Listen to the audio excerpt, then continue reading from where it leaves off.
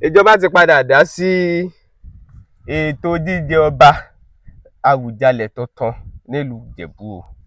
Kì í wá ṣe pé kàn dá sí nìkan, ó ṣeé ṣe kí ilé agboolé Fúnṣẹ́gbuwà kí wọ́n má dẹni tí yóò padà tún dépò ọba yẹn bí wọn ò bá múra. N tó ń ṣẹlẹ̀ sí kọjá bẹ́ẹ̀. Agboolé Fìdípọ̀tẹ̀, àwọn ni wọ́n ti ń sọ pé ipò ọba kù tó tún kàn báyìí. Ẹ bi mí pé sí àwò, ẹ wá gbọ́ àwọn àlàyé ọ̀rọ̀. Tóbi Fásùgbà lórúkọ mi, Bẹ́mbẹ́yẹ́kẹ́ lẹ̀ ń pè mí lónìí. Ẹ tún wò lóní Bẹ́mbẹ́yẹ́kẹ́. Ìjọba wọ́n ti dá jíjẹ Àwùjalẹ̀ tuntun dúró ná nítorí àìgbọ́ra ẹni yé wọn. Nísìnyí báyìí, wọn ò gbọ́ra wọn yé. Àwọn ọmọ bíi 50 ni wọ́n ti ń jáde pé àwọn náà fẹ́ dupò, àwọn náà fẹ́ di ọba, àwọn fẹ́ di Àwùjalẹ̀.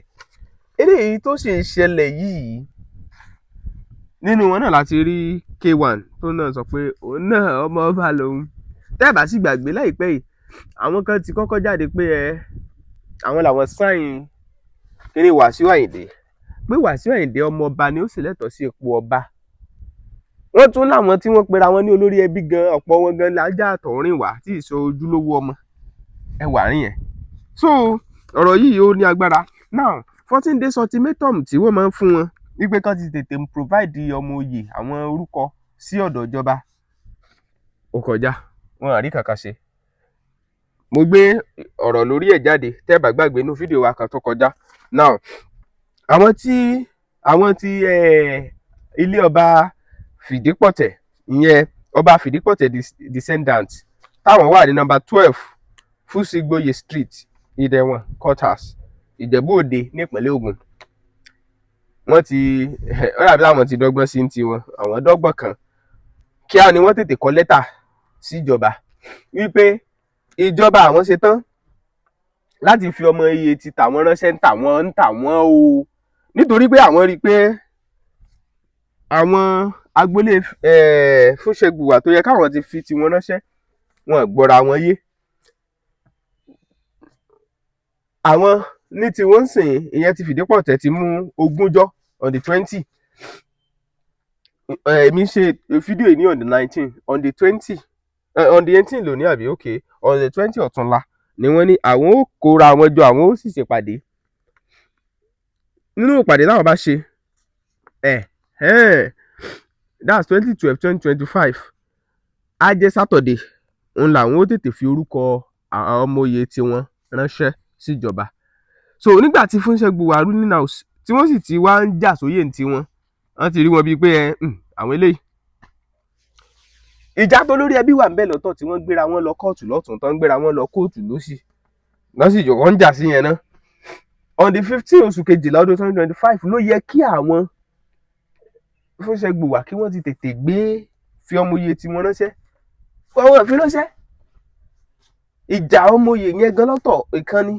Now wọ́n ní òfin lọ́balọ́ba ti 2021, ìyẹn àwọn agboolé ti Fìdípọ̀tẹ̀ ni o, àwọn ilé agboolé ọba Fìdípọ̀tẹ̀, wọ́n ní òfin lọ́balọ́ba ti 2021 làwọn fi gbé ọ̀rọ̀ tàwọn, àti òfin ètò ọba jíjẹ ti 1967 làwọn fi ti lẹ́tà táwọn kọ síjọba lẹ́yìn tó rán kọ lẹ́tà síjọba pé tí ọjọ́ bá ti lọ, ọjọ́ tí wọ́n fún agboolé tọ́rọ̀ bá kàn tó bá ti lọ, tí wọn ò dẹ̀ fi ọmọ oyè tí wọ́n ránṣẹ́, kó má di pé ààyè kó mọ̀ ṣòfò fún ọjọ́ gígùn àtọjọ́ pípẹ́, àfi kí ìdílé tó bá tún kán gbégbèsè.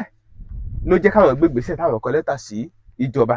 Now lẹ́tà lé Fìdípọ̀tẹ̀ òun ló wá dàbí ipò owó ọ̀rọ̀ ìjáde gan lójú méjèèjì, ló mú kí ìjọba wá kọ lẹ́tà tiwọn náà síta. Ìjọba láwọn àwọn ní kí ìdílé Fúnṣẹ́gbuwà pé kí wọ́n dúró ná, torí ọ̀rọ̀ ò yé wọn lásìkò yìí. Wọn ò tí ì tó bó ṣe yẹ kí wọ́n tó, pé tí wọn ò bá dẹ̀ tètè tó bó ṣe yẹ kí wọ́n tó náà ń tòótọ́ kó má lọ yà wọ́n lẹ́nu o, kán má lọ gbérù wọn látẹ̀yìn, torí bí wọn kò bá tètè tẹ̀lé òfin ó lè bọ́ mọ́ wọn lọ́wọ́. N tófin sì sọ ó ní ilé fìdípọ̀tẹ̀ tí àwọn ti ń gbé jáde nínú lẹ́tà tiwọn náà, ìjọba náà dẹ̀ tún wá sọ pé bí wọn bá mọ̀ òfin wà o fún gbogbo nǹkan. Now ní báyìí kí ló wá fẹ́ ṣẹlẹ̀ báyìí? Àwọn kan ní ṣé ẹ mọ̀ wípé oyè olórí ọmọ ọba Akilẹ̀ Ìjẹ̀bú Akilẹ̀ tí kìíní jẹ níjẹ̀bú Wàsíù Àyìndé tí wọ́n jẹ wípé ṣé ẹ mọ̀ wípé wọ́n tan mọ́lé yẹn náà nínú ọ̀rọ̀ tí Wàsíù Àyìndé náà dẹ̀ ti sọ. Wàsíù Àyìndé ti sọ pé àwọn tan mọ́lé Fìdípọ̀tẹ̀, àwọn tún tan mọ́lé Fúnṣẹ́gbùwà, ibi tí wàhálà ti fẹ́ jáde báyìí, tó túmọ̀ sí pé bó jẹ́ lé Fìdípọ̀tẹ̀ náà ni Wàsíù Àyìndé tún lẹ́tọ̀ọ́ láti jáde fúnpò ọba. Àwọn èèyàn sì sọ pé Wàsíù Àyìndé ó dàbí táwọn tún ní agbára pẹ̀lú ìjọba, àwọn connect etiquette afẹ́rẹ́ kó má jẹ́ pé Wàsíù Àyìndé ó padà lórí àpèrè yìí náà ni. Ṣùgbọ́n èmi ń béèrè báyìí pé kí ló wá fẹ́ ṣẹlẹ̀ báyìí, ẹ gbọ́ kí ló fẹ́ ṣẹlẹ̀.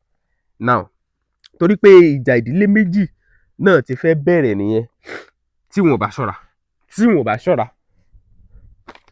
ṣọ́ra because ilé afẹ́ sọ pé àwọn àwọn olókàn ẹ̀yìn fẹ́ hijack ẹ̀ ó tún lè bẹ̀rẹ̀, and from there yàtọ̀ sí pé àwọn ọmọ yìí ó gbéra wọn lọ kóòtù nítorí wà lára ọ̀rọ̀ tí ìjọba sọ, ìjọba ìpínlẹ̀ Ògùn sọ, so ó lè wá di so ìjọba sì ti dá sí, wọ́n ti dá sí, tábàjẹ́ wopọ̀ ọba náà ìjọba ti ń dá sí ọjọ́ ti pẹ́ tètè tíjọba ti ń dá sí. Àwùjalẹ̀ tó wàjà ọba Síkírù Adétọ̀nà, bàbá Awólọ́wọ̀ ọ̀tọ̀ lẹni tí wọ́n sọ pé wọ́n kọ́kọ́ mú pé òun ló yẹ kó jẹ́ kínní. Bàbá Awólọ́wọ̀ ló sọ wípé rárá o, pé ó ṣe jẹ́ kúrúùtù níbi tó ayé lajú dé lónìí, kúrúùtù kan tán ni wọ́n ṣà máa mú no ìwé kò yẹ kó rí bẹ́ẹ̀. So ẹ wà àárín yẹn so ìjọba ti ń dá sọ́rọ̀ òṣèlú ọjọ́ ti pẹ́. Àìmọye àwọn ọba náà lọ́sùn káàkiri tó yẹ pé gbẹ̀ngbẹ́ làṣírí ń tú pé ìjọba kan ló yàn wọ́n. So ipò ọba ìgẹ́ta síbí ni. So àwọn ènìyàn sì ti ń sọ pé ṣé ọmọọba Dàpọ̀ Abíọ́dún jẹ́ ọmọ Ìjẹ̀bú ni? Wàhálà yẹn náà tún ti bẹ̀rẹ̀. Àwọn yẹn ṣé gómìnà kìíní ṣé wọ́n jọ kìíní ni ṣé wọ́n ṣe gbá ni ṣé wọ́n ṣàwọn ni ṣé wọ́n jọ ọmọ Ìjẹ̀bú ni? Ṣùgbọ́n wọ́n ti ń fi òfin kọ́ àwọn ọ̀rọ̀ wọ̀nyí lẹ́yìn, wọ́n sì ti fi ń kọ́ nídìí.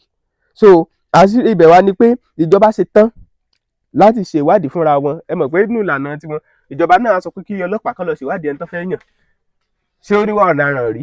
Ṣé ó ti ṣe báyìí rí? Irú ọ̀daràn wo ló ń hù? Kìíní kan wo ló ń ṣe? Ìyẹn wà ńbẹ̀.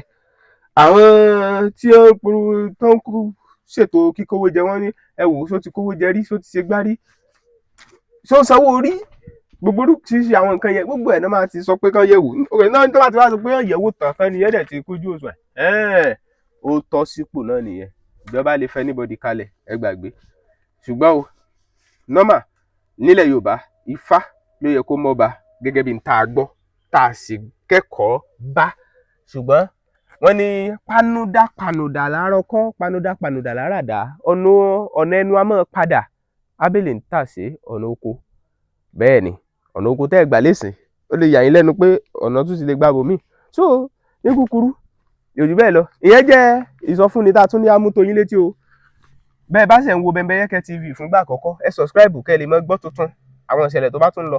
Ẹ like, kẹ́ comment, kẹ́ tẹ notification bell, kẹ́ dẹ̀ share ẹ̀. Tóbi Fásùgbà ló kọ mi, mo nífẹ̀ẹ́ yín. Ẹ máa wò kẹ́ máa share fáwọn ẹlòmíì lóní Bembeyeke. Ẹ̀yin èèyàn mi nílé lóko àti ní gbogbo ibikíbi tí ẹ bá ti ń gbọ́ mi, tó bá jẹ́ àárọ̀ lẹ́wà ẹ káàárọ̀, tó bá jọ̀sán lẹ́wà ẹ káàsán, tó bá dẹ̀ jáṣálẹ́ lẹ́wà ẹ káalẹ́. Mo mú ìròyìn ayọ̀ kan wá fún yín ni o nípa Bembeyeke TV.